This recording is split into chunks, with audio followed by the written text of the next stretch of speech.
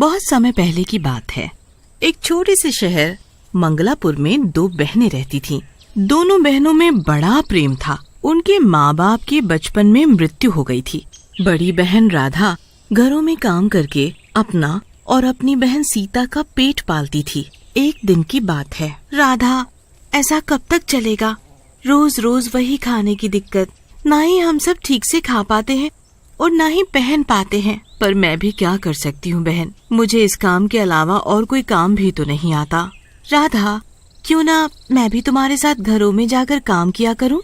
खबरदार, अभी तेरी पढ़ने लिखने की उम्र है और तू घरों में जाकर काम करने की बात कर रही है।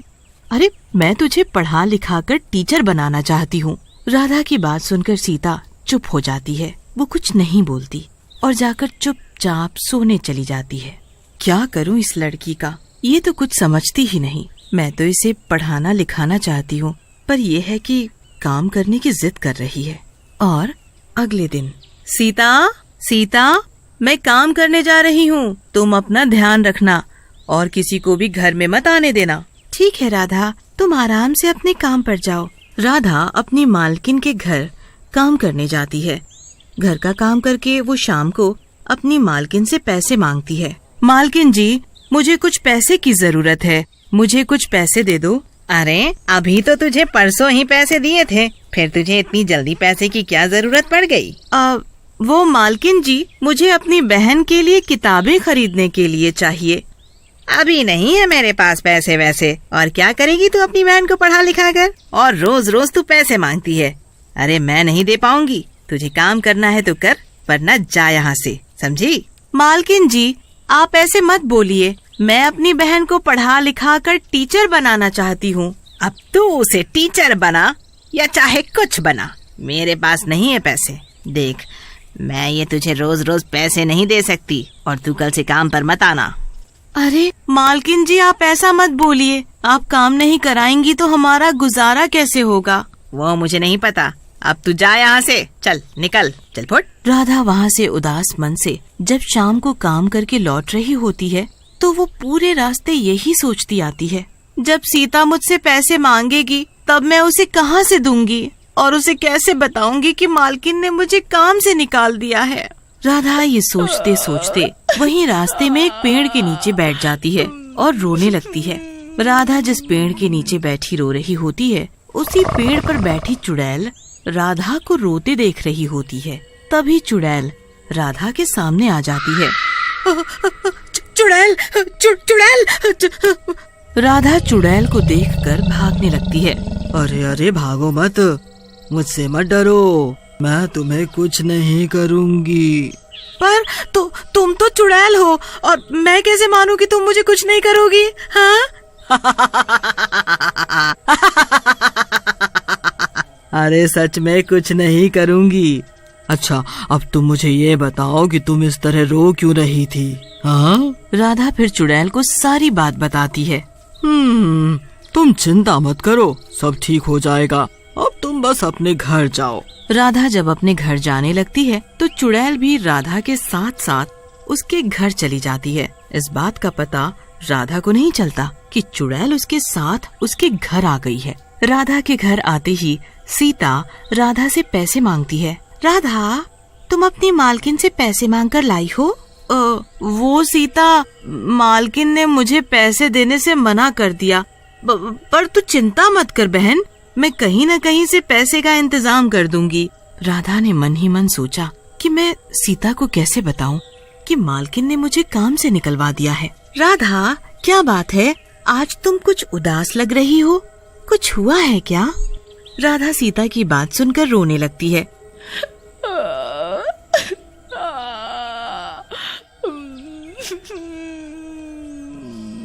और फिर उसे बताती है कि मालकिन ने उसे काम पर आने के लिए मना कर दिया है। तभी राधा सीता से कहती है, अच्छा तू ये सब छोड़, मैं तेरे लिए कुछ बना कर लाती हूँ। राधा रसोई में जाकर देखती है, अरे रसोई में तो कुछ भी खाना बनाने के लिए नहीं है, सारा सामान खत्म है। अब मैं सीता को क्या खिलाऊंगी?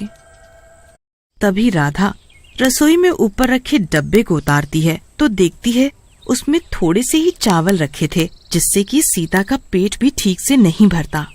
मैं सीता को यही बनाकर खिला दूंगी। राधा सीता को वो थोड़े से ही रखे चावल बनाकर खिलाने जाती है। ये ले सीता, आज ये चावल खाकर ही काम चला ले, आज ये ही है। सीता देखती है कि राधा अपनी थाली नहीं लाई। राधा, तुम्हारी थाली कहाँ है? राधा कुछ नहीं बोलती तो सीता सब समझ जाती है और वो चावल में पानी मिलाकर आधा राधा को दे देती है और आधा खुद खाती है। खाना खाते खाते राधा रोने लगती है। राधा, तुम रो मत, हम दोनों कुछ न कुछ तो करेंगे जिससे कि हम पेट भरकर खाना तो खा सके। तभी सीता के दिमाग में एक आइडिया आता है। क्यों ना तुम मेरे स्कूल के बाहर चिली पोटैटो बेचो? मेरे स्कूल के पास ही एक आंटी खाने पीने की चीजें बेचती हैं। उनकी बड़ी कमाई होती है, तो तुम भी स्कूल के बाहर चिली पोटैटो बेच सकती हो। पर तेरे स्कूल के पास चिली पोटैटो बेचना ठीक रहेगा? तुझे अजीब नहीं लगेगा? नहीं राधा, मुझे क्यों अजीब लगेगा? तो फिर ठीक है, कल से मैं चिली पोटैटो बेचूंगी। फिर दोनों बहनें खाना खाकर सो जाती हैं। आधी रात में सीता का पेट न भरने के कारण उसे बहुत जोरों से भूख लगती है। राधा, मुझे बहुत जोरों से भूख लग रही है। मेरा पानी वाले चावल से पेट नहीं भरा। लगता है आज तो पानी पीकर ही पेट भरना पड़ेगा। राधा रसोई में पानी पीने जाती है और वो उधर जाकर देखती है कि रसोई में विभिन्न प्रकार का भोजन रखा है। राधा खाना देखकर बहुत खुश हो जाती है और दोनों बहनें पेट भरकर खाना खाती हैं और सो जाती हैं। और अगली सुबह राधा सुबह जल्दी उठकर चिली पोटैटो बनाने की तैयारी करने लगती है। जब चिली पोटैटो बनकर तैयार हो जाता है, सीता, मैं चिली पोटैटो बेचने जा रही हूँ, तुम समय से स्कूल चले जाना, ठीक है? ठीक है राधा। राधा स्कूल के बाहर चिली पोटैटो बेचने लगती है। चिली पोटैटो ले लो, चिली पोटैटो ले लो, गर्मा गर्म चिली पोटैटो, आ जाओ, जल्दी जल्दी आ जाओ, ताजे ताजे गर्मा गर्म, जो खाएगा वो उंगलियां चाटता रह जाएगा। जल्दी जल्दी आओ, चिली पोटैटो खाओ। दीदी, एक प्लेट चिली पोटैटो दे दो ना। अभी देती हूँ बच्चों, अभी देती हूँ, ठहरो जरा। राधा उसे चिली पोटैटो दे देती है। वो बच्चा चिली पोटैटो खाने लगता है और खाकर कहता है, अरे वाह, ये तो बड़े स्वादिष्ट चिली पोटैटो हैं। दीदी, मुझे एक प्लेट और देना। अरे, तुम्हें चिली पोटैटो अच्छे लगे? हाँ दीदी, मुझे और खाना है। हाँ, अभी देती हूँ। राधा उस बच्चे को एक प्लेट और देती है और जब उसके चिली पोटैटो बिक जाते हैं, तब वो अपना ठेला लेकर अपने घर की ओर चल देती है। देखते ही देखते राधा की दुकान पर चिली पोटैटो अच्छी मात्रा में बिकने लग जाते हैं। राधा एक दिन सीता से बात करते हुए, अरे सीता, मुझे अब लग रहा है कि मुझे हेल्पर की जरूरत पड़ेगी। अब रेहड़ी पर बहुत भीड़ होती है। राधा ये बात बोलती है, तभी चुड़ैल उनके आगे आ जाती है। अरे, तुम तो वही चुड़ैल हो ना जो मुझे पेड़ के नीचे मिली थी? हाँ, मैं वही चुड़ैल हूँ और मैं तुम्हारी तब से मदद कर रही हूँ। अरे कैसे? और तुम यहाँ कैसे आई? मैंने उस दिन तुम्हें रोते हुए देख लिया था और मैंने तभी ठान लिया था कि मैं तुम दोनों की मदद करूँगी और तभी से मैं तुम्हारे साथ आ गई। उस दिन मैंने रात को देखा कि तुम्हारे पास तो खाने के लिए खाना भी नहीं है, तभी मैंने तुम्हारे लिए खाने का रात में इंतजाम किया। अच्छा, रात में इतना सारा खाना तुमने रखा था क्या? हाँ, मैंने अपनी शक्तियों से तुम्हारे लिए खाना प्रकट किया था। अच्छा, अब मैं समझी। हाँ, तुम दोनों बहनें मुझे गलत मत समझना। मैं तुम्हारी मदद ही करने आई थी और मैं चाहती हूँ तुम्हारी हमेशा मदद करूँ। अच्छा, तो तुम मेरी चिली पोटैटो बेचने में मदद करोगी? हाँ, क्यों नहीं, बिल्कुल करूँगी।